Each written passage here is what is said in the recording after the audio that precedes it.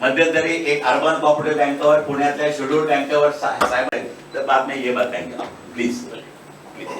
नमस्कार सगळ्यांना पत्रकार बंधू भगिनींना. आवाज वाढव. नमस्कार सगळ्यांना पत्रकार बंधू भगिनींना की आपण राज्य सहकारी बँकेच्या CSOC centre cyber security operation centre मध्ये आपण स्वागत आहे सगळ्यांचं. आम्ही सर 2018-19 सरांनी आता आपल्याला सांगितलं की एका बँकेवरती सायबर हल्ला झाला. त्याच्यानंतर आमच्या अनास्कर सरांना त्याच्या मनामध्ये कंटिन्युअस ह्याचे विचार चालू झाला की आपल्याला या सहकारी क्षेत्रासाठी DCCBs अर्बन बँकासाठी सायबर हल्ले होऊ नयेत याच्यासाठी काहीतरी यंत्रणा करायची आहे. आणि विचार चालू झाल्यानंतर आम्ही सगळ्यांनी मिळून आमच्या मॅनेजमेंट म्हणून सगळ्यांनी मिळून विचार केला की हा सायबर सिक्युरिटी ऑपरेशन सेंटर उभा करायचा आहे. त्याच्यानंतर आम्ही हा उभा करण्याचा मानस सरांचा आहे. त्यालाच आम्ही continuation cyber security operation centre आपल्या समोर आहे. ते आपण वन बाय वन तुम्हाला आम्ही त्याचं ऑपरेशन समजून सांगणार आहोत. या संकल्पनेतून आम्ही जिल्हा बँकांना अर्बन बँकांना सर्व्हिसेस देतो, त्यांना ऍडवायझरी देतो, सर्टिनला आम्ही इन टाइम कळवतो. ही यंत्रणा कशी आहे आपण थोडस जाणून घेऊया. थोडस टेक्निकल आहे. आम्ही जिल्हा बँकांच्या लेवलला त्यांचे लॉग कलेक्ट करतो, सगळेच्या सगळे लॉग कलेक्ट करतो.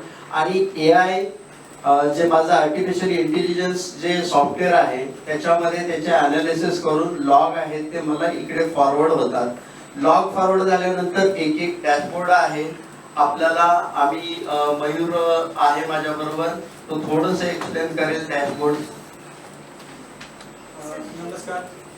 सर्वप्रथम आपल्याला सॉकची गरज का असते, म्हणजे आपण सर्वांनी पहिले पण बघितलं होतं की पहिले आपण सायकल वापरायचो, तर सायकल मध्ये आपल्या ऍक्सिडेंटची वगैरे रिस्क कमी असायची. जसं जसं आपण ग्रोथ होत गेलो तसं जसं आपण सायकलवर टू व्हीलर वरती आलो, टू व्हीलर वरती बाईक स्पोर्ट्स बाईक वरती आलो, आपले ऍक्सिडेंट वगैरेचे रिस्क वाढत गेले. तसं जसं बँकिंग इंडस्ट्रीमध्ये पहिले सर्वजण बँक टू बँक सर्व्हिस द्यायचे, म्हणजे आपण ब्रांच मध्ये जायचो, आपले पैसे क्रेडिट डेबिट करायचो आणि घरी यायचो, त्याच्यामध्ये रिस्क थोडी कमी होती. पण जसं जसं बँकिंग इन्स्टिट्यूट मध्ये डिजिटलायझेशन होत गेलं तसं तसं आपण ऑनलाईन सर्व्हिसेस देत गेलो, मोबाईल बँकिंग, UPS, IMPI.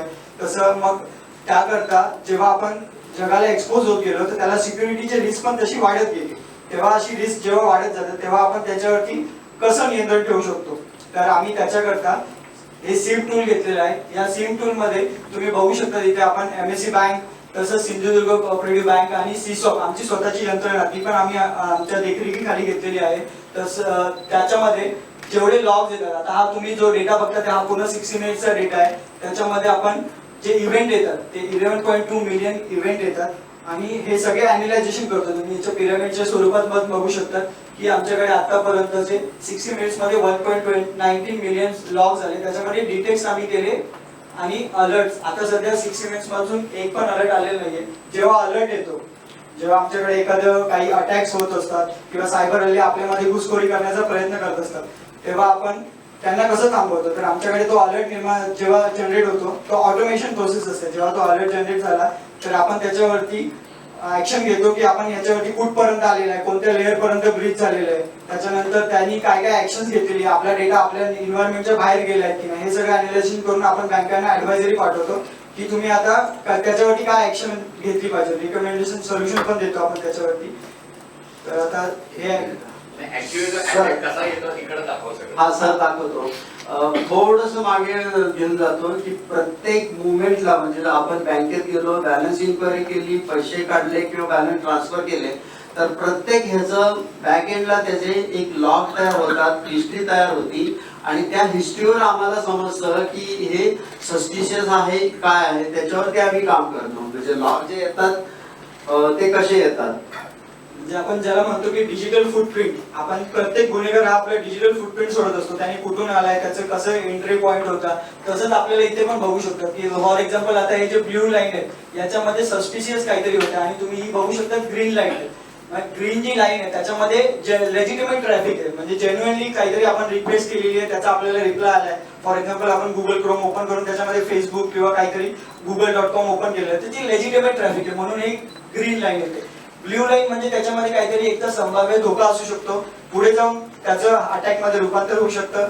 हे आपल्याला या डॅशबोर्ड वरती कळतं की फॉर एक्झाम्पल आता कॅनडावरनं जी ब्ल्यू लाईन येते तर आपलं काहीतरी एखादं तिकडनं अटॅकर एआय थ्रू, आता मॅन्युअली हे पॉसिबल होत नाही, तर एआय थ्रू जर कोणी अटॅक करायचा प्रयत्न केला किंवा त्यांनी काहीतरी सिस्टम जनरेटेड डेटा अपलोड होतोय किंवा डाउनलोड होतोय तर हे सगळं आपल्याला सस्पिशियस ऍक्टिव्हिटी मध्ये दिसतं. म्हणजे ही ब्ल्यू लाईन म्हणजे एखादी सस्पिशियस ऍक्टिव्हिटी होते, मग याच्यावरती आपण अनालायझेशन करतो, त्याला मॉनिटर करतो की त्याच्यामधनं नक्की काय डेटा बाहेर गेलेला आहे किंवा तो जाण्याची शक्यता होती का, किंवा त्याच्यावरती आपण रिकमेंडेशन सोल्युशन पण सांगतो की काय करू शकतो, त्याला ब्लॉक कसं करू शकतो, कोणत्या लेवल पर्यंत तो आलेला आहे. तर हे सगळं आपल्याला या डॅशबोर्ड वरती कळतं.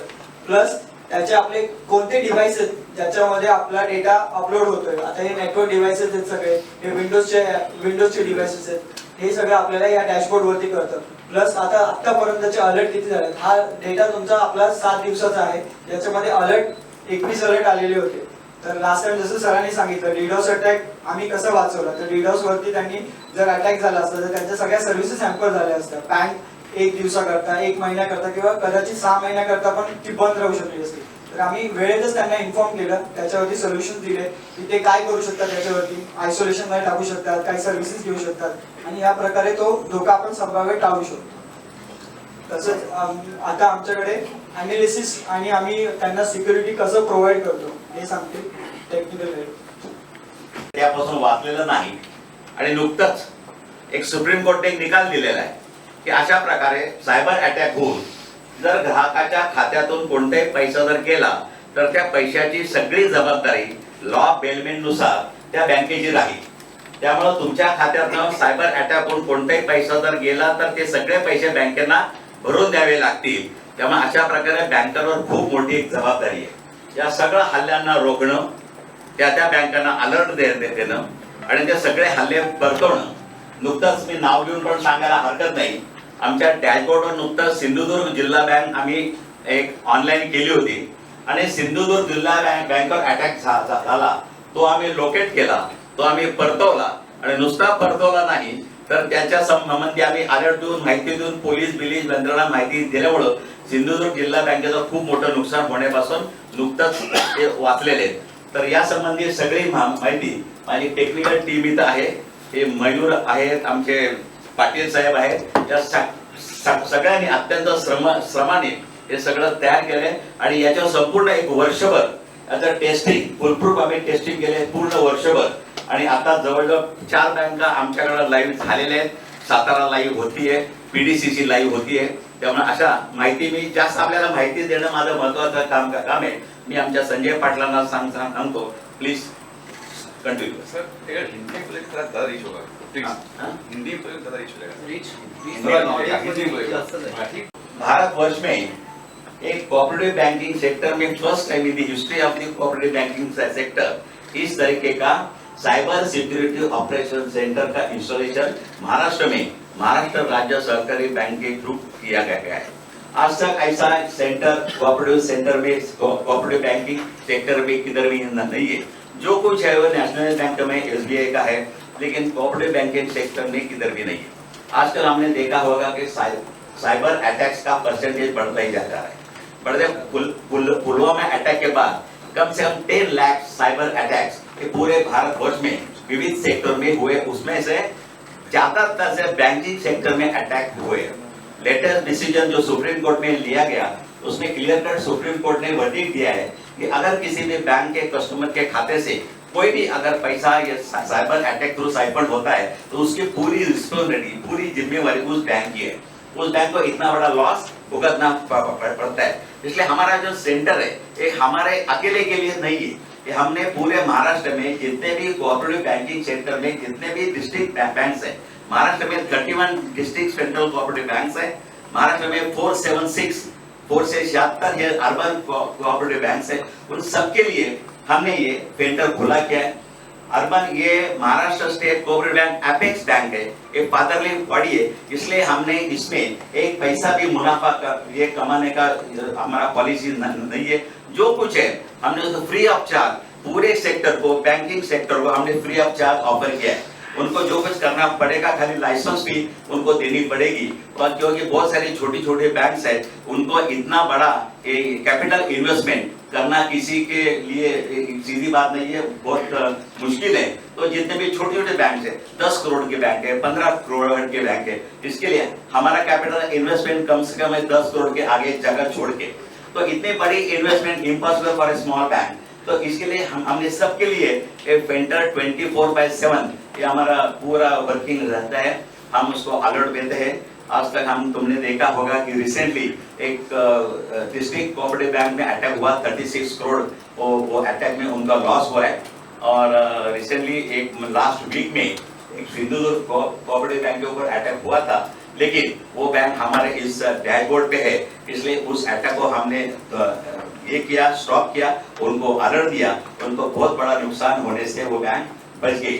आगे के मेरे टेक्निकल जो स्टाफ है उनको बोल तो आपके जितने भी सवाल है उनके जवाब दे दे। और इनिशियली जो कुछ वर्किंग जिस तरीके से यहाँ आप देख सकते हैं, ये जो अटैक्स है, ये जो अटैक आ रहे हैं, तुम्ही आपण एवढे इव्हेंट्स मॉनिटर केले, त्याच्यामध्ये जे सस्पिशियस थ्रेट्स आपल्याला डिटेक्ट झालेले आहेत ते इथे 21 मिलियन थ्रेट्स आहेत।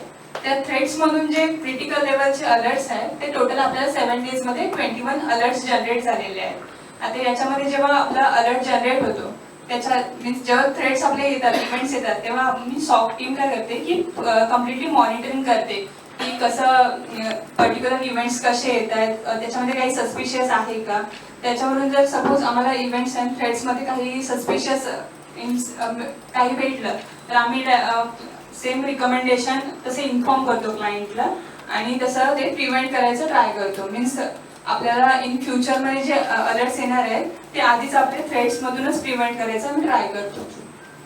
आता तुम्ही इथे बघू 24 तासामध्ये आमच्याकडे ऑन एन एव्हरेज 2 किंवा 3 अलर्ट जनरेट होतात जे ऍक्च्युअल अटॅक्स करायचा प्रयत्न असतो। बाकी मेजर आणि मायनर आणि मेजर मध्ये जास्त जे अटॅक्स असतात ते कधी फॉल्स पॉझिटिव्ह पण असू शकतात की आपण लेजिटिमेट डेटा ट्रॅफिक केलेला आहे, सेंड केलेला आहे किंवा एखादा मेल डाउनलोड केलेला आहे, तर लेजिटिमेट असू शकतं। पण ऑन एन एव्हरेज जर ऍक्च्युअल अटॅक बघितले तर 24 तासामध्ये 3 किंवा 4 असतात। नाही, पण असा कोणी कुठला इव्हेंट गेल्या काही दिवसात, गेल्या काही महिन्यात तुम्ही ऑब्झर्व केलात का की जिथे तुमच्या ऍव्हरेज पेक्षा खूप जास्त युजर आहे ज्यांनी 5 वेळेस 5 वर्ड चुकीचा टाकलेला आहे तर तो अलर्ट जनरेट होतो, पण तो लेजिटिमेट असतो कारण की युजरने ते चुकून टाकलेलं असतं किंवा तो पासवर्ड विसरलेला असतो, त्यामुळे ते होतात।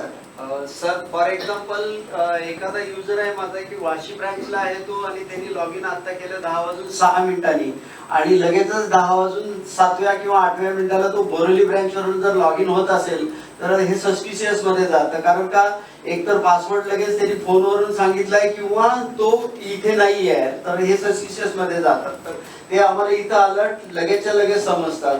किंवा माझे सर जर असतील की डे टू डे त्यांचं अनालिसिस असतं की ते 9:10 लॉग इन करणार आहेत आणि अचानक मला रात्री 12 वाजता त्यांनी जर लॉग इन केलेलं आहे तर सस्पिशियस आहे की सर जागेवरच नाही आहेत। मग ह्या गोष्टी आम्ही पूर्ण खात्री करतो की आणि त्याचा एक बिहेवियर पॅटर्न असतो पूर्णच्या पूर्ण सगळा आणि सगळ्या व्यक्तीचा मिळून सगळ्या पॅटर्न तयार होऊन मग ह्याच्यावरती आम्ही काम करतो सर।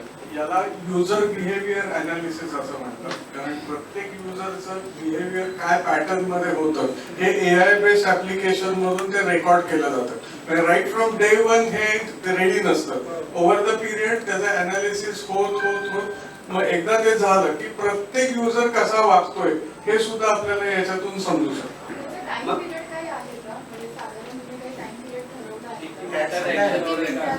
हा म्हणजे SLA साठी म्हणताय का, म्हणजे सर्व्हिस लेवल अग्रीमेंट साठी आता जे नॉन क्रिटिकल आहेत त्या अलर्ट साठी आपण 15 मिनिटाचा टाइम ठेवला की तेवढ्या वेळामध्ये आपण त्या मेंबर बँकेला इन्फॉर्मेशन द्यायची असते।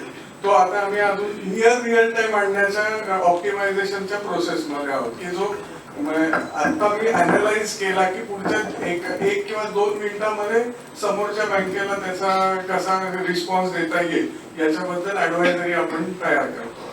सरांच्या प्रश्नाचा 15,000 हा तुमचा पॅटर्न आहे नेहमी त्याच्यात, तुम्ही कधी 4,700 वगैरे रुपये काढत नाहीये. तर हा पॅटर्न झाला ना, अचानक तुम्ही एकदा मुंबईमधून ट्रान्झॅक्शन केलं आणि परत 4थ्या मिनिटावरून दिल्लीवरून केलं ट्रान्झॅक्शन, तर हे सस्पिशियस मध्ये आहे. त्यामुळे ह्या गोष्टी आम्ही लगेच त्या समोरच्या बँकांना किंवा आमची बँक असेल तर आम्ही लगेच ब्लॉक करतो त्यांना. किंवा एटीएमच्या संदर्भात अजून एक उदाहरण असं देता येईल की तुम्ही महिन्यातून 2 वेळा पैसे काढताय, पण तुमच्या त्याच एटीएम मधून 5 मिनिटात 10 वेळा 5-5 हजार रुपये काढले गेले, तर विच इज सस्पिशियस. हा युजर पॅटर्नही अनालाइज केला जातो. नॉट ओनली एक्सटर्नल थ्रेट्स, पण थ्रेट्स म्हणजे की सायबर अटॅक होण्याचे थ्रेट्स, पण या युजर अनालिसिस वरूनही आयडेंटिफाय करू शकतो आपण की काय टाईपचा थ्रेट येतोय, म्हणजे त्याप्रमाणे आपण त्यांना इन्फॉर्म करू शकतो. मॅक्झिमम अटॅक्स कोणत्या कंट्रीमधून येतात ते? हा सर. रशियामधून होत असतात बरेच वेळेला, साऊथ आफ्रिकन कंट्रीज मधूनही होत असतात. तर तुम्ही आता म्हणाल की सिंधुदुर्ग तुमच्याच ब्रँचला झाला तो कसं एवढे तो रिक्वेस्ट पाठवते की तुमची जेवढी अवेलेबल बँडविड्थ आहे ती सगळी चोक केली जाते. त्यामुळे ना तुम्ही बाहेर जाऊ शकत ना तुम्ही आतमध्ये येऊ शकत. त्याला डिनायल ऑफ सर्व्हिस असं म्हणतात. तर या अटॅक मध्ये काय करतात की मग त्याच सगळ्या सर्व्हिसेस मध्ये एक असा त्यांच्यासाठी एक इन्स्ट्रक्शन कोड असा असतो की जो एक्झिक्यूट झाला तर त्यांच्यासाठी ते आतमध्ये येतात, कारण तुमच्या बाहेर जाणाऱ्या सगळ्या सर्व्हिसेस ब्लॉक असतात. आणि या सगळ्या अटॅक्स आणि सायबर सिक्युरिटी मध्ये एकच प्रिन्सिपल आहे की त्या अटॅकर्सला एकदाच बरोबर साबित करायचंय आणि वेळेस आपल्याला 100% वेळा आपण परफेक्ट असायलाच पाहिजे, प्रोटेक्टेड असायलाच पाहिजे. ह्या प्रिन्सिपल वरती ते ऑपरेट करत असतात आणि ते लाखो अटॅक्स करत असतात, पण त्यांचा एक जरी सक्सेसफुल झाला which is sufficient to get the control of your entire infrastructure. हा अटॅक कुठल्या रशियन. रशिया. सर एक विचारायचं आहे, सायबर अटॅक येणं आणि तो एक्झिक्यूट होणं जनरली किती वेळ जातो आणि त्याच्यामध्ये तुम्ही कसं काय त्या अनालिसिस कोणी करू शकता? नाही, ते सेकंदावरती ते डिपेंडंट असतं, कारण असे मल्टिपल अटॅक्स होत असतात मल्टिपल लोकेशन्स वरून, सिंक्रोनाइज अटॅक्स की एका वेळेला 10 कंट्रीज मधून ह्या सगळ्यांची त्याला डार्क वेब वरती मीटिंग होत असतात की आता हा ऑर्गनाइज अटॅक करायचा आहे. मग ते सगळे एकत्र येतात आणि त्याच्यातून ते मल्टिपल अटॅक्स तुमच्या इन्फ्रास्ट्रक्चर वरती करत असतात आणि त्याला एक जरी त्यांना लूपहोल सापडला आणि आतमध्ये आले तर पुढच्या काही सेकंदात ते तुमच्या नेटवर्क मध्ये येतात किंवा इन्फ्रास्ट्रक्चर मध्ये येतात आणि मग तो एक्झिक्यूट होण्याचा टाइम बॉम्ब सारखा त्यांचा वापर केला जातो की दुसऱ्या कुठल्या तरी इव्हेंटला ते अजून एक सिक्युरिटी ब्रीच, म्हणजे कित्येक कोटी हे अनालिसिस करण्याची क्षमता फायरवॉल तुम्ही नाही मेंटेन करू शकत. परतून लावण्याची शक्यता कशी असते की मेंबर बँकेच्या इन्फ्रास्ट्रक्चर मध्ये चेंजेस करायला लागतात आणि तो कंट्रोल तुमच्या आम्हाला इथून घेता येत नाही. We are not a fighting army, we are a monitoring army. आणि त्या प्रत्येक बँकेचे जे नेटवर्क सिक्युरिटी किंवा सायबर सिक्युरिटी एक्सपर्ट आहेत त्यांनी त्यांच्या इन्फ्रास्ट्रक्चर मध्ये चेंजेस करून घेणं आवश्यक असतं आणि ते काय करायचे आहे प्रिसाइज याची ऍडवायझरी आपण देत असतो. पण त्या मेंबर बँक तेवढ्या सक्षम नाहीत ना की तेवढ्या वेळेत त्यांनी जर तुम्ही दिलेली इन्फॉर्मेशन त्याच्यावर त्यांनी जर काम त्या विहित वेळेत केलं तरच उपयोग आहे, अदरवाईज तो अटॅक सक्सेस होऊन जातो. मग त्याच्यासाठी त्यांनी तो जागृत अवस्थेत असणं गरजेचं आहे. ट्रेनिंग आपली याच्या पुढची स्टेप अशी आहे की आपण इथे आता सायबर सिक्युरिटी ट्रेनिंग सेंटर पण सुरू करणार आहोत as a extension to this initiative. Plus आम्ही त्यांना गाईड पण करतो, म्हणजे त्यांना जर त्यांचं हे नसेल, माहिती नसेल तर त्यांच्या वेंडरशी बोलून आम्ही त्यांना गाईड पण करतो की तुम्ही कसं करू शकता. ते पण तेवढंच टेक्नॉलॉजी. आज आपण आत्ताच खाली एक MSJ बँकेचं एक सायबर सिक्युरिटी ऑपरेशन सेंटर बघितलेलं आहे आणि त्याची सगळी माहिती आपल्याला खाली आमच्या टेक्निकल टीमनी दिलेली आहे. यासंबंधी मला एकच असं सांगायचं की कुठलीही सहकारी बँकिंग संदर्भात सध्याचं वातावरण तुम्ही एकंदरच सहकारी बँका सक्षम नाही हे नाही किंवा ज्या प्रकारे सहकारी बँकिंगबद्दल एक वातावरण आहे ते काही नाकारण्यात काही अर्थ नाही. परंतु ज्यावेळी एका नागरी सहकारी बँकावर एक सायबर अटॅक झाला आणि त्यावेळी 94 कोटी रुपये एकदम गेले त्यावेळी माझ्या मनामध्ये खरंच एक विचार आला की माझ्या बँकेमध्ये जवळजवळ 20-25 हजार कोटी रुपये लोकांच्या ठेवी आहे आणि या ठेवी इन्स्टिट्यूशनल ठेवी जास्त आहे. म्हणजे जिल्हा बँकांच्या ठेवी जास्त असतात. त्यामुळं उलट जर इथं जर काही अटॅक होण्यात झाला आणि उद्या जर काही खूप मोठी रक्कम केली तर नेमकं काय होईल, आणि ते विचार आल्यामुळं आम्ही या प्रक्रियेला सुरुवात केली. आणि आमची संपूर्ण टेक्निकल टीम आम्ही परदेशात जाऊन आलो. आम्ही सगळ्यांचा स्टडी केला. आम्ही अनेक ठिकाणी ट्रेनिंग घेतलं. आणि हे करत असताना जवळजवळ गेली वर्षभर आम्ही या संपूर्ण इन्स्टॉलेशनच्या प्रयत्नात होतो. इन्स्टॉलेशन झाल्यानंतर आम्ही याचं खूप डीपली मॉनिटरिंग केलं आणि याचं सक्सेस रेट ज्यावेळी आम्हाला असा वाटलं की संपूर्ण टोटल आम्ही फुलप्रूफ सिस्टीम आहे, त्यावेळी मी अनेक बँकांना आम्ही हे दिली, 2-4 बँकांना आम्ही संधी दिली आणि त्याच्यानंतर त्या बँकांचा बराच मोठा फायदा झाला. आजही तुम्हाला आमच्या टेक्निकल टीमने एक्सप्लेन केलं आहे की अनेक अटॅक्स रोजच्या रोज होत असतात आणि पुलवामा हल्ल्यानंतर खूप अटॅक झाले. याच्याकरता उद्या 13 तारखेला आम्ही सगळी लोक म्हणजे सरकार इथं आहे, माननीय उपमुख्यमंत्री अजितदादा पवार यांच्या अध्यक्षतेखाली उद्या सभा आहे. त्यावेळी नाबार्डचे सगळे CGM सगळे ऑफिसर्स आहेत, सहकार खात्याचे कमिशनर, चीफ सेक्रेटरीपासून संपूर्ण सगळे एक जिल्हा सहनिबंधक जे आपण ज्याला जॉईंट रजिस्ट्रार म्हणतो ते इथं आहेत. त्यामुळे सगळी लोक इथं आहेत आणि सगळ्या 31 जिल्हा बँकांचे अध्यक्ष, उपाध्यक्ष आणि CEO यांची एकत्रित बैठक उद्या अजितदादांच्या अध्यक्षतेखाली बोलवलेली आहे. त्यामध्ये अजितदादांच्या हस्ते उद्या CSOCचं पहिलं उद्घाटन होईल आणि उद्घाटन झाल्यानंतर 31 बँकांना आम्ही त्याची माहिती देऊ आणि त्यांच्याकरता त्यांना अपील करू. अजितदादा स्वतः त्यांना अपील करतील आणि टोटल या सहकार क्षेत्रातला जी रक्कम आहे, आज सामान्यांचा पैसा आहे, हा सुरक्षित कसा राहील ही सगळी जबाबदारी राज्य बँकेने घेतलेली आहे. मध्यंतरी तुम्हाला आठवत असेल की सर्वोच्च न्यायालयाचा एक निकाल लागला आणि सर्वोच्च न्यायालयाच्या निकालामध्ये पण त्यांनी सांगितलं असा कोणत्याच अटॅक होऊन जर एखाद्याच्या खात्यातनं जर काही पैसे सायपन केले गेले किंवा लॉस झाला तर तो लॉस बँकेने बेअर केला पाहिजे. कस्टमरला विदिन 24 आवर्स इमिजिएटली त्यांच्या खात्याला ते पैसे जमा केले पाहिजेत. त्यामुळं 94 करोड जे गेले किंवा एका जिल्हा बँकेचे 36 कोटी रुपये गेले. त्यामुळे असे जर खूप मोठी रक्कम आणि आजकाल सायबर थ्रेट्स खूप वाढत आहेत आणि त्याचं म्हणून आपण हे सिस्टीम आपण उभी केलेली आहे. या सिस्टीमला आम्ही जो काय खर्च आमच्या कॅपिटल म्हणजे इन्व्हेस्टमेंट आहे ती आम्ही सगळी स्वतःच्या प्रोव्हिजनमधून केलेली आहे आणि याचा सगळा फायदा मगाशी मी खाली सांगितलं की खरंच सहकार क्षेत्रासाठी कोऑपरेशन अमंग्स कोऑपरेटिव्ह या प्रिन्सिपलनुसार आम्ही संपूर्ण सहकार क्षेत्राला कोणताही मोबदला न घेता हे सेंटर आम्ही त्यांना उपलब्ध करून दिलेलं आहे. आणि तुम्ही आलात आणि तुम्ही सगळी माहिती करून घेतलीत. कारण का मला अगदी प्रामाणिकपणे सांगावं असं वाटतं की तुम्ही पत्रकारांवर किंवा त्या मीडियावर आमची जास्त भिस्त आहे. कारण का सहकार क्षेत्राबद्दल जे काय तर सहकार क्षेत्रात चांगल्या पण गोष्टी होत आहेत आणि चांगल्या गोष्टींना जर तेवढीच चांगली प्रसिद्धी मिळाली तर अशा प्रकारे भारतात असं सेंटर कुठेही नाही. आणि प्रत्येकाने जास्तीत जास्त नॅशनल बँकांमध्ये आहे, 100% आहे, काही प्रायव्हेट सेक्टरमध्ये पण आहे आणि काही प्रायव्हेट लोकांनी पण असे सेंटर सुरू केलेले आहेत.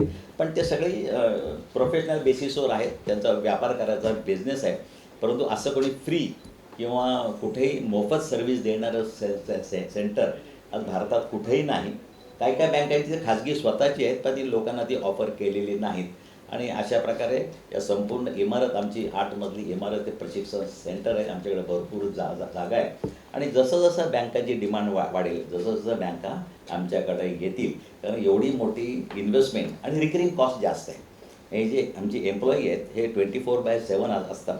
संपूर्ण आमचे आता जे लंचला देखील एकदम कुणी नाही जात आमच्याकडं, ते शिफ्ट म्हणजे त्याला बदली तिथं असतोच तो.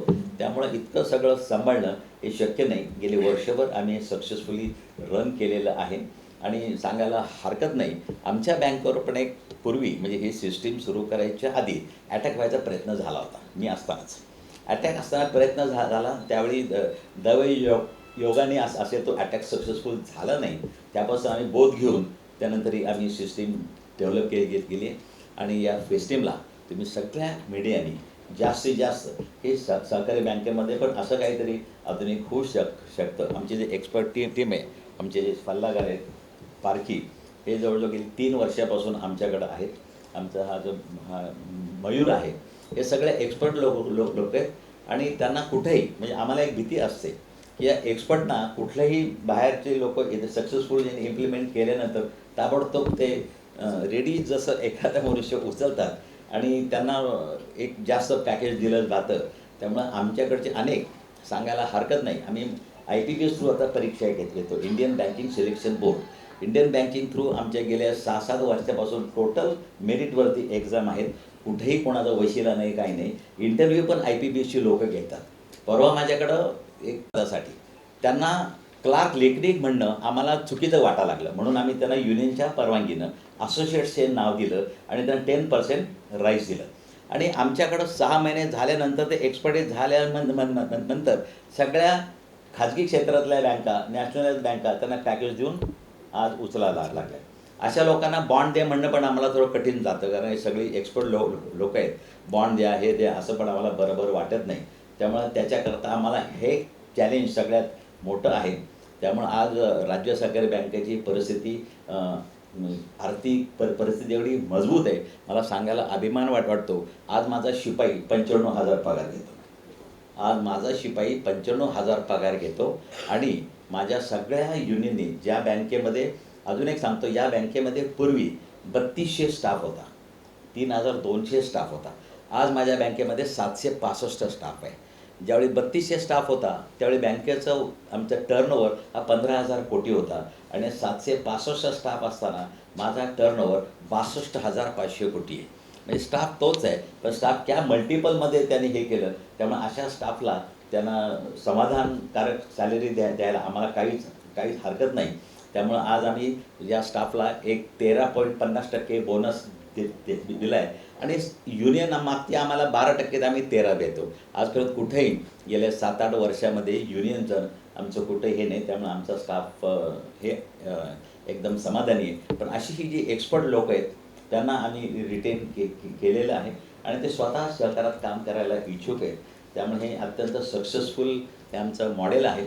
आणि तुम्ही याला जास्तीत जास्त जेवढी चांगली पण सहकारात जे काही चांगलं पण काही गोष्टी होतात, वाईट 5%, 2% वाईट होत असतील, नाही असं नाही म्हणणार, पण त्याला प्रसिद्धी मात्र खूप मिळते. तर यामध्ये कुठेही या आधुनिक याच्यामध्ये आम्ही बाकीचं बरंच सांगण्यास फार काय, पण आज सॉफ्ट पुरतीच आज ही परिषद महत्त्वाची असल्यामुळे तुम्हाला काय विचारायचे असेल तर विचारू शकता प्लीज. सीसॉक्समध्ये एकूण हे सेंटर तुम्ही सुरू केलंय, तर इतर बँकांच्या सारखंच आहे का? त्याचं वेगळं पण काही आहे काय? सगळ्या राष्ट्रीयकृत बँकांमध्ये असंच सेंटर आहे का? आता तुमचं आधुनिक आहे त्याच्यावर? आपल्या बँकेच्या वेगळेपण असं आहे की एकतर आपण AI/ML बेस्ड सॉफ्टवेअर वापरतो, आर्टिफिशियल इंटेलिजन्स आणि मशीन लर्निंग बेस्ड सॉफ्टवेअर वापरतो.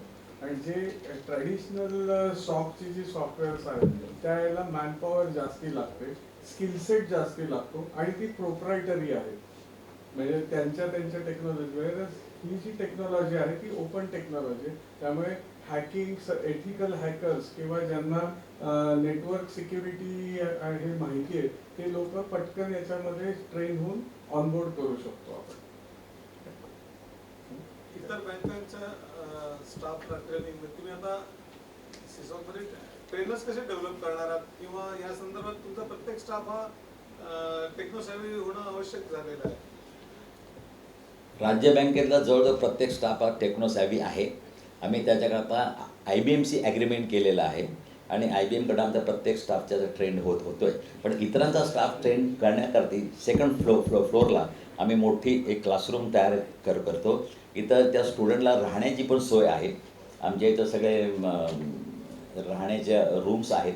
आमचं काय हॉस्टेल आहे आणि या हॉस्टेलमध्ये त्या लोकांना इथं ट्रेनिंग दिलं जाईल. म्हणजे माझ्या प्रत्येक सहकारी बँकेतला स्टाफ जो हा स्टाफ हे आम्हाला इन्फॉर्मेशन देणार आहे तो स्टाफ वेल ट्रेंड झाला पाहिजे, याची पण जबाबदारी आमचीच आहे. त्याच्यासाठी आम्ही अत्यंत नाबार्डच्या माध्यमातून कोर्स डिझाईन केलेला आहे आणि आम्हाला शिखर ट्रेनिंग संस्था म्हणून नाबार्डची परवानगी आहे. त्यामुळे आमचे शिखर ट्रेनिंग म्हणून 2 सेंटर्स आहेत, एक इथं एक दुसरं नागपूरला आहे. त्यामुळे दोन्ही ठिकाणी आम्ही शिखर ट्रेनिंगमध्ये या कोर्सचा समावेश केलेला आहे. त्यामुळे आम्ही अत्यंत कमी याच्यामध्ये, कारण याला नाबार्डकडनं पण आम्हाला आर्थिक मदत मिळत असते. नाबार्ड आम्हाला संपूर्ण कोर्स डिझाईन केल्यानंतर आमचे जे काही प्रत्येक कोर्स वाईज ते रक्कम आम्हाला देत असतात. वर्षाचं बजेट असतं त्यामुळे ही आम्ही दोन्ही ठिकाणी ही ट्रेनिंग सुरू राहील. हे सिसॉक डेव्हलप करण्यासाठी नाबार्डचं किंवा सरकारचं काही अनुदान नाही अनुदान नाही, आम्ही कुठलंही अनुदान मागितलं नाही किंवा घेतलं पण नाही. परत एकदा सांगतो तुम्हाला, हा एकमेव बँक आहे की ज्या बँकेने सरकारने दिलेले पैसा अनुदान मदत 100 कोटी रुपये त्यांना परत केलेले. आज महाराष्ट्रात दुसरी कुठलीही बँक नाही की सरकारने दिलेले पैसे त्यांना परत केले. ही एकमेव बँक अशी आहे की आम्ही त्यांना पैसे परत केले. त्यामुळं कोणाचा इंटरफिरन्स यामध्ये नाही, कारण का शासनाचं जर कॅपिटल असेल तर मात्र आम्हाला प्रत्येक वेळेला परवानगी घ्यावी लागते कुठल्याही गोष्टीला.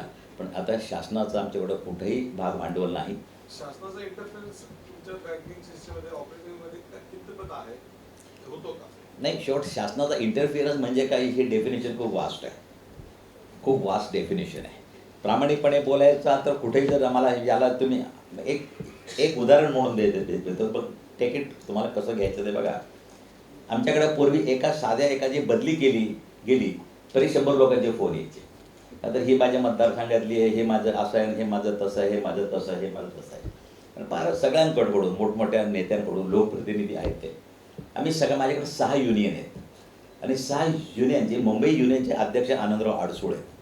त्या सगळ्यांना युनियन मी विश्वासात घेतले आणि ते युनियनचे मी ॲग्रीमेंट केलं, करार केला आहे आणि ऑन रेकॉर्ड आहे, तो करार रजिस्टर्ड आहे की अशा कुठल्याही एखादी बदली झाल्यानंतर किंवा कोणाचंही मला जर रेकमेंडेशन आलं तर मी रेकमेंडेशन मी ऐकणार, कारण की ते लोकप्रतिनिधी आहे. पण ज्या स्टाफनी हे रेकमेंडेशन आणलं, या स्टाफच्या वतीने रेकमेंडेशन झालं, त्या स्टाफला बोनस मिळत नाही आमच्याकडं, आम्ही त्याला बोनस नाही देत.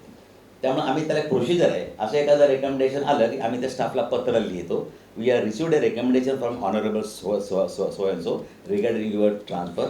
नाव the option goes to you whether you want bonus or transfer, let me know. आम्हाला दुसऱ्या मिनिटाला स्टाफचं पत्र येतं की आम्ही आयुष्यात कधी कोणाकडे गेलोच नाही, आम्हाला काही नको, कारण आमचा बोनस हा 3-4 लाख रुपयाचा असतो. त्यामुळं आणि हे ऑफिशियल आहे, ॲग्रीमेंट आहे.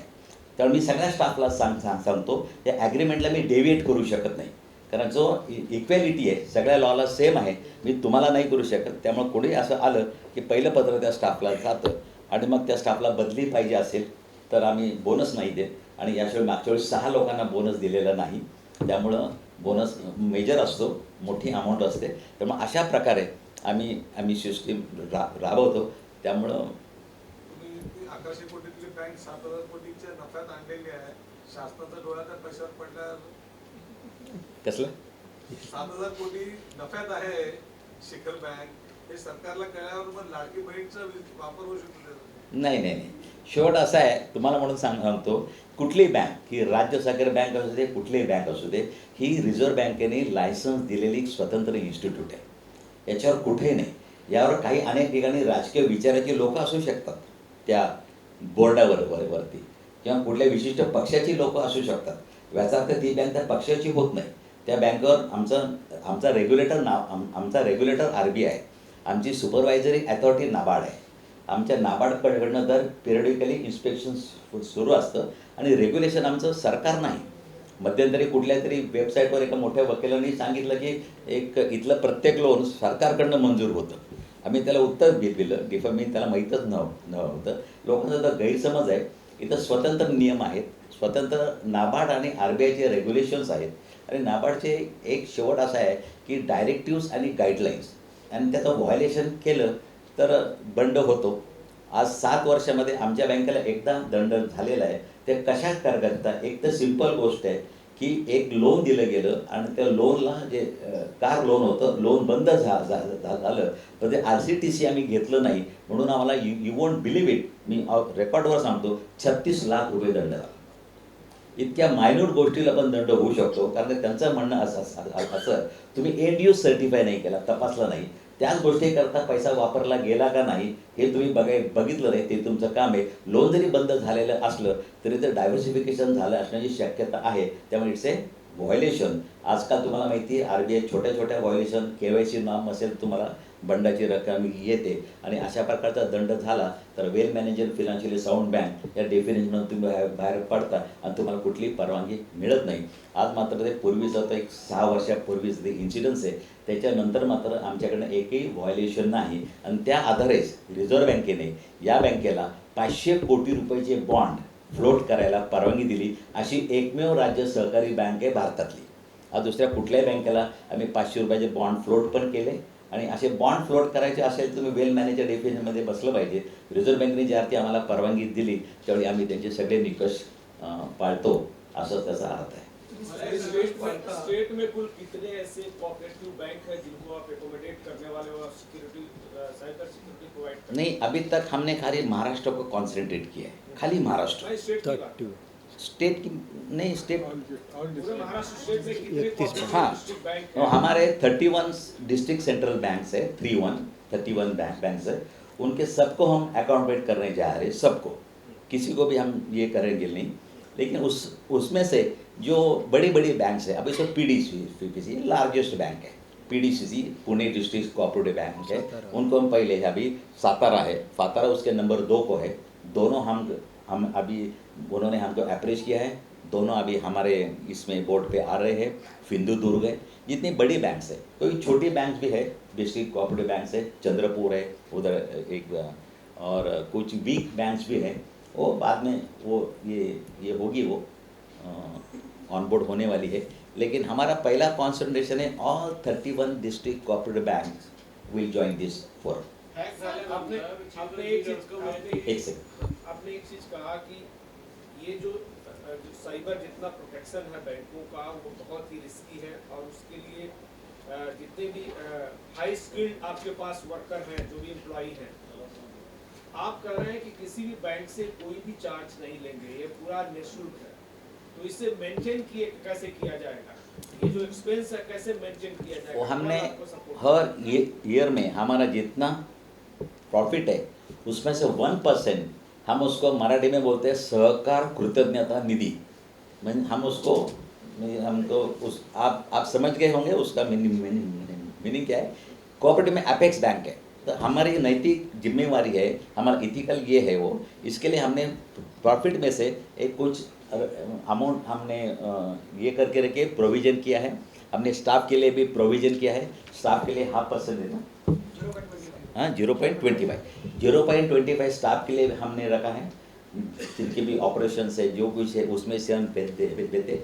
लेकिन जो कुछ है तो हमने प्रोविज़न करने के बाद ही हम उसको एक्सपेंस कर सकते हैं. सर, मग त्याच्यामध्ये तुम्ही म्हणताय की आम्ही ह्याच्यामध्ये कोणतेही चार्ज घेणार नाही. मग सगळ्या बँकांचा डाटा तुमच्या हातात सहजपणे येणार आहे या ह्याच्यामध्ये? नाही, डाटा त्यांच्याकडेच असणार.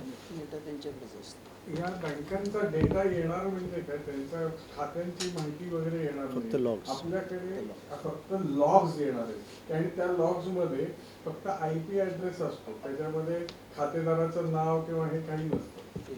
म्हणजे तो मशीन डेटा येणार आहे. तुमच्या ट्रान्झॅक्शन मध्येही तुमचे लॉग्स मधले कोणी कोणाला पैसे दिले वगैरे हा डेटा काही येत नाही. नाही, पण म्हणजे एखाद्या बँकेने साधारण त्यांचं काय वर्षाचं ट्रान्झॅक्शन आहे किंवा काय नाही तो डेटा काही येत नाही याच्यामध्ये. सर, मगाशी तुम्ही म्हणाला सहकाराची प्रतिमा लोक डागाळतात. नाही तुम्ही आता एवढं काम करता. लोक डागाळत नाही, आपोआप डागाळी गेली आहे. नाही, डागाळी केलेली आहे. आता रिझर्व्ह बँकेनं एक 36 लाखाचा दंड लावला. पण पुढल्या सरकारी बँकेत असं काही झालं असतं तर रिझर्व्ह बँक असा दंड लावते का? नाही, मी रिझर्व्ह बँकेत 12 वर्ष, माझ्याकडे साहेब महाराष्ट्र, गुजरात, गोवा, जम्मू काश्मीर, राजस्थान या 5 राज्यातल्या अर्बन बँकांचा प्रतिनिधी म्हणून मी RBIवर काम केलं. 12 वर्ष काम केलं आहे. रिझर्व्ह बँक कुठे डिस्क्रिमिनेट करत नाही. या सगळ्या बँकांना दंड लागतोच, नॅशनलाइज असू द्या, प्रायव्हेट सेक्टर. पण प्रामाणिकपणे सांगतो, सहकारी बँकेवर दंड लागल्याची बातमी मोठी होते. या सगळ्या बँकांवर दंड लागतो, सगळ्या बँकांवर लागतो. कोणावर बँका, परवा ICICI बँकेला 10 कोटी रुपये दंड लागलाय. 10 कोटी रुपये दंड लागलाय. सगळ्या बँकांवर लागतो, कारण नॉर्म्सच तसे आहेत ना. ते नॉर्म्समध्ये कोणी सुटत नाही. पण ICICI बँक इतकी मोठी आहे आज बघायला जाल तर या लहान बँकांवर दंड आता ते. माझा प्रश्न वेगळा आहे सर, की आता इंडसइंड बँकेमध्ये थोडासा प्रॉब्लेम झाला. 3ऱ्या-4थ्या दिवशी रिझर्व्ह बँकेनं क्लॅरिफिकेशन दिलं की ह्या बँकेतल्या ठेवीला काही धोका नाही आहे आणि आता it was none of the business of RBI. पण न्यू इंडिया कोऑपरेटिव्ह बँक मिळाली त्याच्याबद्दल रिझर्व्ह बँक तोंडातले शब्द. शेवट असं आहे, आता मी कोणाची बाजू नाही केली. मला सहकाराची प्रतिमा उजळणं हे रिझर्व्ह बँकेचं काम आहे की नाही? नाही, मी कोणाची बाजू नाही घेत, पण फॅक्च्युअल परिस्थिती आपल्याला ॲक्सेप्ट केली पाहिजे. त्यांचं कुठेही आता एखाद्या 10 कोटीची बँक सहकारी बँक बंद पडली तर अर्थव्यवस्थेला कुठलाही धोका होत नाही. पण ICICI बँक, स्टेट बँक यामध्ये जर झालं तर पूर्ण अर्थव्यवस्था कोलमडून जाईल. त्यामुळं ICICI बँकेवर ज्यावेळी गुजरातमध्ये ATM मधनं पैसे मिळत नव्हते त्यावेळी RBIने चार्टर प्लेन ठेवून तिकडं पैसे नव्या करोड नोटा सप्लाय केल्याच ना. त्यामुळं आज असं आहे, इन्स्टंट कुठल्या बँकेकरता RBIने पुढे यायचं की या बँकेमध्ये कुठल्याही धोका नाही, पैसे हे करू नका. शेवट आमची ताकद, आमची व्हॅल्यू किंवा आमची उपयोगिता आम्ही जोपर्यंत सिद्ध करत नाही. आज मी RBIना विचारलं, एक छोटंसं उदाहरण देतो. आज तुम्ही सगळे विचारता सहकार्याबद्दल चांगलं वाटतंय मला, की मध्ये एका कुठली बँक मॅडम ती आमची मराठा, त्या बँकेवर रन लागला होता आणि मीडियाने असं कॅमेरा देत असताना तो रन त्या मीडियाच्या याच्यामध्ये दुसऱ्या बँकेच्या पाठीवरनं तो कॅमेरा केला. त्या दुसऱ्या दिवशी त्या बँकेवर 6 वाजता रांग लागली होती. त्यावेळी RBIला आम्ही सांगितलं की तुम्ही बाबा या बँकेचं बॅलन्स शीट, त्या आमच्या मॅडम त्यावेळी फेडरेशनच्या CEO होत्या, त्यावेळी त्याने RBIशी कॉन्टॅक्ट केलं. RBIने सांगितलं this is none of our job, this is job of federation. तुम्ही बाहेर या आणि तुम्ही सांगा या बँकेची आर्थिक परिस्थिती चांगली आहे. पण फेडरेशननी ते पत्र काढलं, पण फेडरेशनच्या पत्रावर आणि RBIच्या पत्रामध्ये जमीन आसमानचा फरक आहे. त्यामुळे असं होऊ शकतं. त्यामुळे आम्ही स्वतःची उपयोगिता जोपर्यंत या अर्थव्यवस्थेत सिद्ध करत नाही, स्वतःची उपयोगिता.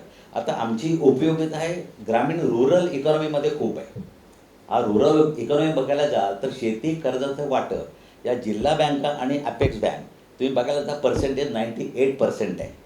तुम्ही या नॅशनल बँकेचा पर्सेंटेज बघायला जा तर 55च्या आसपास घुटमळत येते. पंजाब नॅशनल बँकेचा पर्सेंटेज बघायला जा, परवा SLBCची मीटिंग झाली, SLBCच्या मीटिंगमध्ये तुम्ही येऊन बघा 35%च्या वरती नाही आहे. आजही त्या लोकांना मुख्यमंत्री सांगतात की शेतकऱ्यांना तुम्ही हे सिबिल विचारू नका. आजही सांगतात जो कोण सिबिल विचारेल त्याच्याविरुद्ध गुन्हा दाखल केला जाईल. पण असं पत्र काढू शकत नाही कोणी, कारण काय त्या सिबिल हे विचारणं हे प्रत्येक बँकेचं, पण विचारू नका असं कोणी करत नाही. त्यामुळं शेती कर्ज जी आहे ती आमच्याकडनं 98% जे टार्गेट फुलफिल केलं. तुम्ही SLBCच्या मीटिंगमधलं हे वाचा, संपूर्ण ॲनालिसिस बघा. त्यामुळे या सहकारी बँकेचा उपयोग ही ग्रामीण इकॉनॉमी सुधारण्यासाठी खूप आहे. त्याच्याकरता आम्ही सगळ्यांनी सक्षम राहिलं पाहिजे. आम्ही एकट्याने सक्षम असून उपयोग नाही. माझ्या खाली सगळ्या जिल्हा बँका आहेत. आज अनेक जिल्हा बँका अडचणीत आहेत. अनेक जिल्हा बँका अडचणीत असल्यामुळं टॅक्स प्रोसेस थ्रू शेतकऱ्यापर्यंत पोहोचू शकत नाही.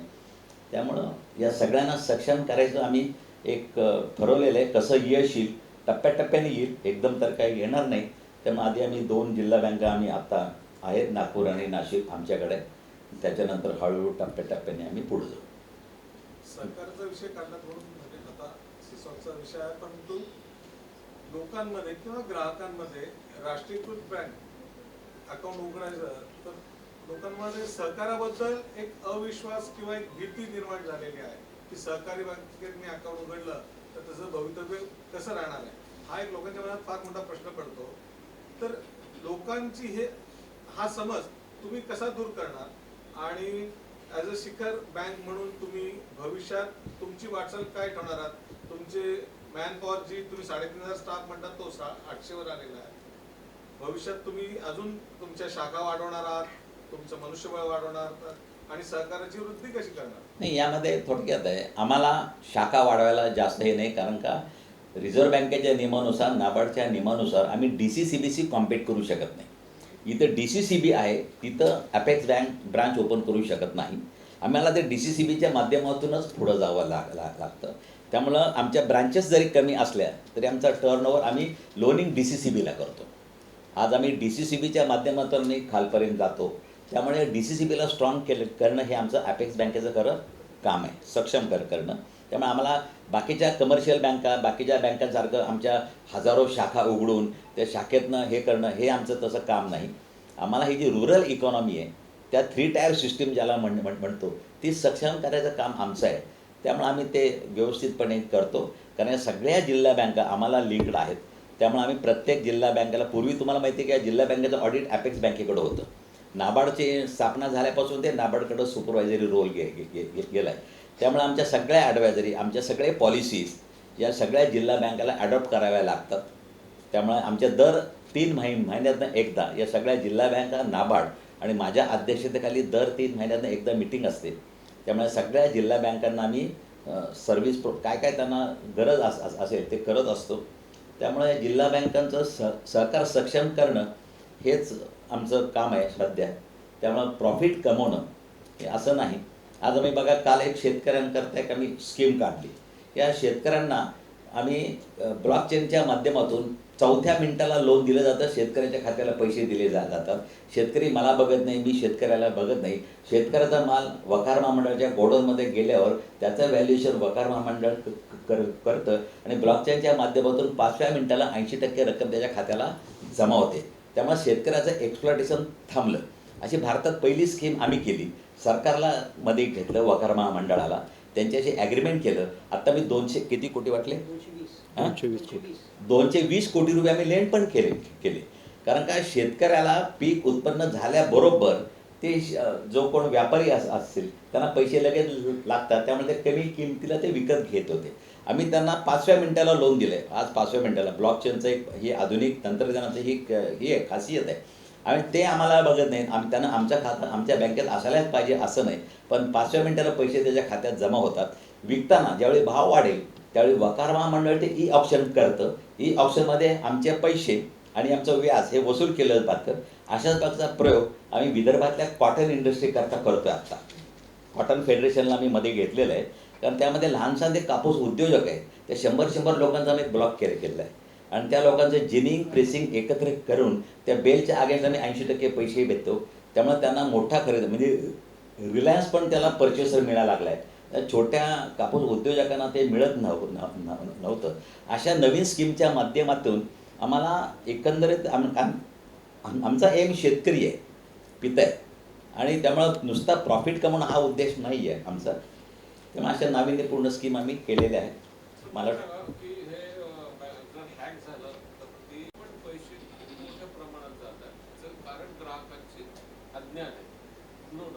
पण आता हे लोन ग्रामीण भागातही जातात.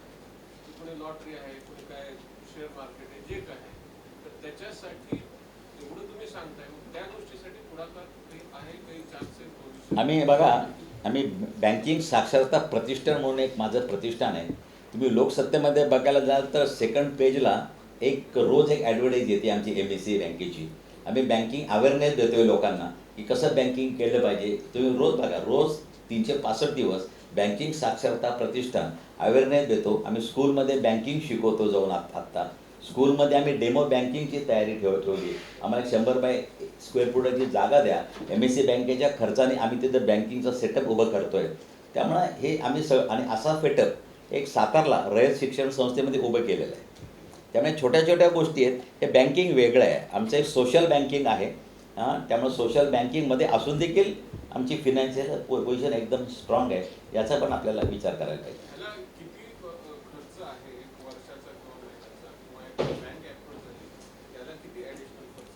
नाही, खर्चात आम्ही आम्हाला जो काय खर्च येतो तो रिकरिंग आहे. त्यामुळे आता जो काय किती आज पर युनिट बघायला जाल तर आमचा एक हां सांगा. कोणतीही बँक ऑनबोर्ड होताना त्यांच्याकडे किती क्रिटिकल डिव्हाइसेस आहेत त्याच्यावरती त्यांचा खर्च अवलंबून आहे.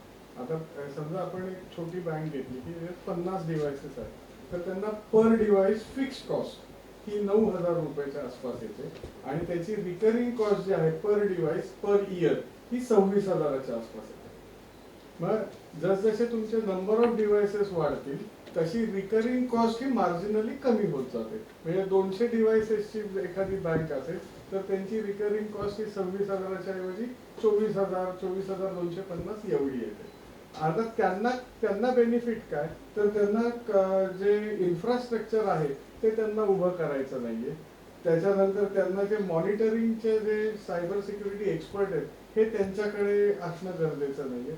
ह्या सर्व्हिसेस राज्य सहकारी बँक आपण त्यांना फ्री ऑफ कॉस्ट त्यांना प्रोव्हाइड करतो. त्यांना कॅपिटल इन्व्हेस्टमेंट काही नाही. त्यांना कॅपिटल इन्व्हेस्टमेंट काही नाही. याच्यामध्ये तुम्ही क्रिटिकल डिव्हाइसेस म्हणजे नेमकं काय? क्रिटिकल डिव्हाइसेस मध्ये तुमच्या डेटा सेंटर ज्या याच्यावरती तुमचं बँकिंग सॉफ्टवेअर चालतं ते सगळं इन्फ्रास्ट्रक्चर म्हणजे क्रिटिकल डिव्हाइसेस. फॉर एक्झाम्पल, कोणतीही बँकेचं ज्या वेळेला कोअर बँकिंग सोल्युशन आणि सगळे सॉफ्टवेअर इन्स्टॉल होतात त्यावेळेला त्यांना एक डेटा सेंटर लागतं आणि एक DR साईट लागते. DR साईट म्हणजे डिझास्टर रिकव्हरी साईट, की जिथे समजा डेटा सेंटर बंद पडलं, कुठल्या अटॅकमुळे बंद पडलं, भूकंपामुळे बंद पडलं, पूर आल्यामुळे बंद पडलं, तर बँकिंग ऑपरेशन हे स्टॉल होता कामा नये. तर त्यांचे DR साईटवरून त्यांची इमिजिएटली स्विच ओव्हर व्हायला पाहिजे. तर असे ही 2 मेन इन्फ्रास्ट्रक्चर केंद्र आहेत. डेटा सेंटरमध्ये तुमचे सर्व्हर्स असतात, तुमच्या फायरवॉल्स असतात, नेटवर्क स्विचेस असतात आणि काही पूर्वीच्या याच्यात काही मोडेम्स आणि हे लागायचे, तर ही सगळी डिव्हाइसेस असतात.